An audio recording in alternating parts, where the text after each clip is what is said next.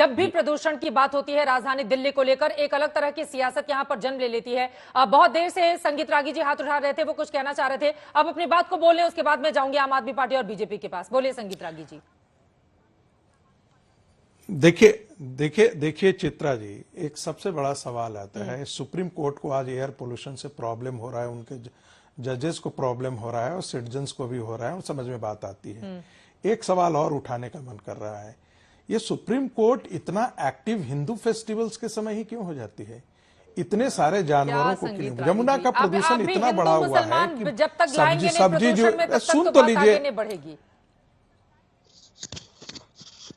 मैं तो पूछ रहा हूं कि यमुना का पानी इतना प्रदूषित हो चुका है कि उससे उगाई गई सब्जियां लोग नहीं खा पाता है, और यदि उससे सुबह उगाई गई सब्जियां खाने लगे तो उसको कई प्रकार की बीमारियां हो रही हैं। तो ऐसी स्थिति में अरविंद केजरीवाल कहते हैं भाई हम यमुना की सफाई के लिए काम करेंगे। क्या काम किया है बताएं तो सही, इनके सीवेज ट्रीटमेंट प्लांट कितने काम कर रहे हैं? और एक सवाल क्यों नहीं उठना चाहिए, हिंदू फेस्टिवल्स के मामले में ही सुप्रीम कोर्ट इतना एक्टिव क्यों होती है? तो ये सवाल मेरा नहीं है, ये सवाल हिंदुओं का भी सवाल है। आपका सवाल जायज है, ठीक है। अब मुझे ये बता दीजिए संगीत रागी जी, इतने बड़े पैमाने में मास किलिंग ऑफ एनिमल्स होते हैं, मास किलिंग ऑफ एनिमल्स होते हैं, कितने वाटर पोल्यूशन होते हैं उससे, कितने millions tons of water, litre water उसमें कंज्यूम होते हैं, और वो जाकर के क्या सॉयल वाटर को खराब नहीं करते हैं? वो नहीं खराब करते हैं। क्या कभी सुप्रीम कोर्ट ने इस मामले पर सवाल उठाया? क्या ये प्रश्न किसी ने खड़ा किया?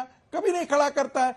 होली आती है तब सुप्रीम कोर्ट जाग जाता है, दीपावली आती है तब सुप्रीम कोर्ट जाग जाता है, दुर्गा पूजा की मूर्तियां विसर्जित करनी होती है तब सुप्रीम कोर्ट जाग जाता है। जाकर आप लोग पूछते हैं सुप्रीम कोर्ट से, ये वाजिब सवाल है, पर भी तो सुप्रीम कोर्ट में जाकर उठाने से तो नहीं होगा ना, तो सुप्रीम कोर्ट में जाइए पूछिए। नहीं बोल सकता, आप ऐसा क्यों कर रहे हैं? नहीं बोल सकता सुप्रीम कोर्ट, अब सुप्रीम कोर्ट नहीं बोलता है। ठीक है सर, ये आपको भी न्यायालय का विशेषाधिकार है, अब उस पर नहीं जाते हुए हम लोग लौट आते हैं। गुफरान बेग जी, मुझे लग रहा है इस पर आप जवाब दे देंगे, उसके बाद मैं जा रही हूं।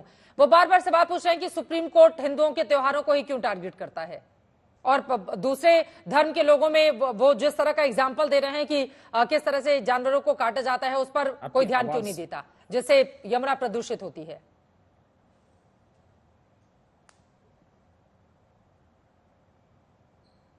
बोलिए बोलिए, आपकी आवाज आ रही है सर, ये आवाज आ रही है, बोलिए आप। अगर उसके तो ये भाई मेरा तो ये मानना है कि जहां भी प्रदूषण के स्रोत होते हैं, चाहे वो न्यू ईयर का सेलिब्रेशन हो या कोई और भी हो, जो पटाखे, जो भी पटाखे की बात नहीं कर रहा हूं, जो भी चीजें होते हैं, शादियां होती हैं, साल भर होती हैं, लेकिन बस सिर्फ ये है कि सर्दियों के जमाने में यही जो प्रदूषण होता है वो ज्यादा एक्सप्लॉइट होता है नॉर्मली। तो इसलिए गर्मियों का जमाना, जैसे पराली जो है वो जलती है फरवरी मार्च में भी जलती है, लेकिन उतनी ही जलती है जितनी अभी जल रही है, ठीक है। लेकिन उस जमाने में हमारा प्रॉब्लम नहीं होती क्योंकि वो वेदर जो है उसको एक्सप्लॉइट नहीं करता है।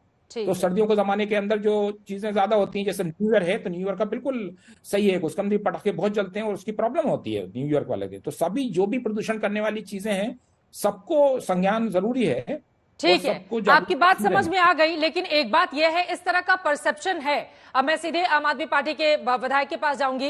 इस तरह का परसेप्शन संजीव झा जी जरूर है एक बड़ी आबादी में कि जब भी हिंदुओं के त्योहार आते हैं तो इतने तरह के बैन लगा दिए जाते हैं और दूसरे धर्मों के त्योहार में किसी तरह का इंटरफेरेंस नहीं होता है। और मैंने ये भी देखा है, अगर हम दिवाली की ही बात करें तो बहुत बड़ी तादाद में, चाहे वो सोशल मीडिया हो, चाहे सड़कों पर या फिर अपने अपनी सोसाइटी में, लोग जानबूझकर भी पटाखे जलाते हुए नजर आए।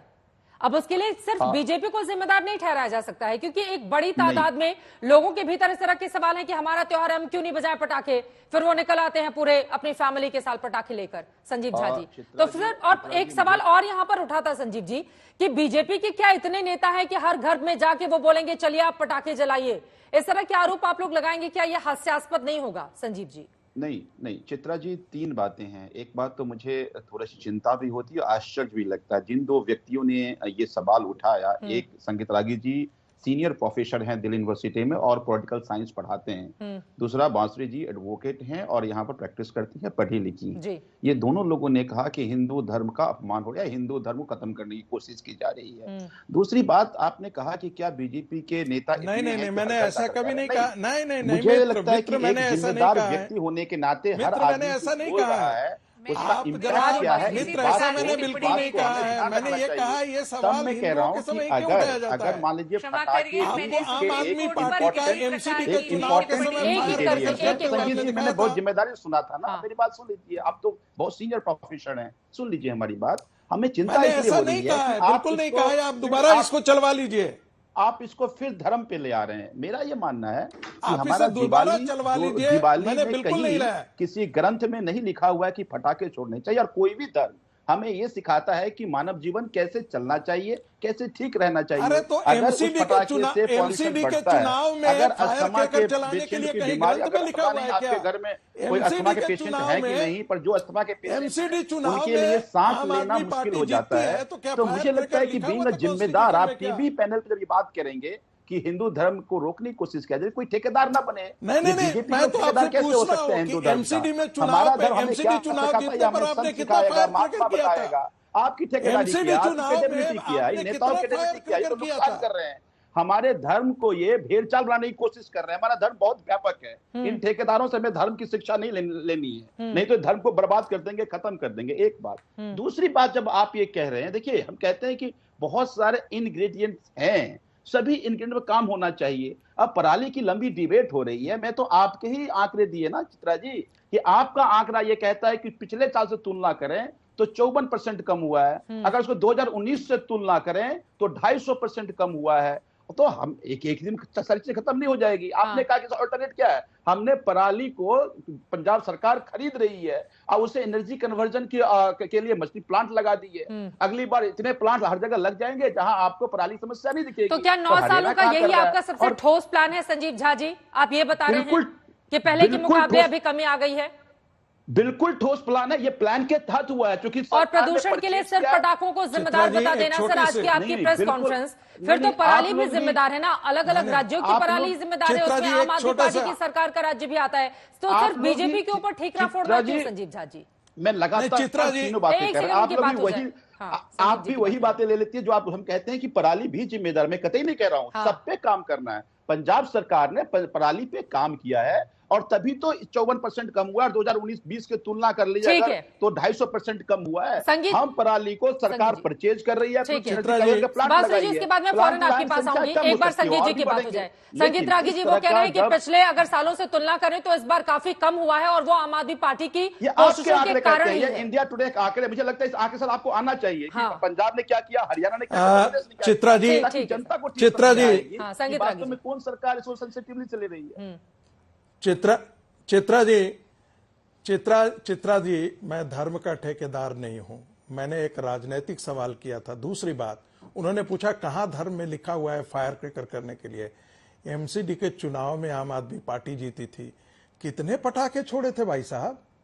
पूरे पटाखे से लग रहा था पूरे आसमान फटने लगा था। उस समय पोल्यूशन आपको नहीं दिखाई दिया था? ये कौन सा ग्रंथ में लिखा हुआ था? अरे मैं तो पूछ रहा हूँ, आपको किस ग्रंथ में ये लिखा हुआ था? मतलब इस तरह की बेसलेस बातें करना नहीं, आपका कहीं पे नहीं, कहीं कोई एक दो वाकया हुआ। अरे तो आप अगर हम कहते ये देखिए दिखाई दे रहा है? जरा जूम कर दो, पटाखे छोड़ने चाहिए, जरा जूम कर दो भाई, ये आम आदमी पार्टी का है। बीजेपी का प्रदेश ये जरा जूम कर दो, ये जरा जूम करके इनको दिखा दो। इस तरह के बयान से ये हमारी रिपोर्टिंग नहीं है, ये हमारी रिपोर्टिंग नहीं है। क्या है उसमें संगीत? ये हमारी रिपोर्टिंग बंधु नहीं है, ये अखबार की रिपोर्टिंग है। AAP workers burst firecrackers to celebrate victory in MCD polls. ये कहाँ है भाई? ये कहाँ? तो ये तो कहीं का चुनाव आयोग में तो नहीं लिखा हुआ है। ठीक है, आपके कॉन्स्टिट्यूशन में लिखा हुआ था क्या? अरे भाई, हिंदू एक दिन दिवाली में फायर बढ़ता है, उसमें आपको परेशानी होने लगती है। हिंदू मुसलमान सर, सास तो मुसलमान भी लेगा, हिंदू भी लेगा, सोचना पड़ेगा ना, पराली है जिम्मेदार, पटाखा है जिम्मेदार या कौन है जिम्मेदार? सर राजनीति भी उतनी ही जिम्मेदार नजर आती है आम लोगों के चश्मे से अगर हम देखेंगे तो। बांसुरी स्वराज जी, आम आदमी पार्टी की ओर से चिट्ठी लिखी गई थी पिछले महीने, केंद्र सरकार हस्तक्षेप करे, बैठक बुलाए तमाम राज्यों की, क्या हुआ इस पूरे मामले में? बांसुरी स्वराज जी, फिर अकेले आम आदमी पार्टी कैसे जिम्मेदार हुई? क्योंकि दिल्ली की राजनीतिक व्यवस्था भी तो अलग है ना अधिकारों के मामले में।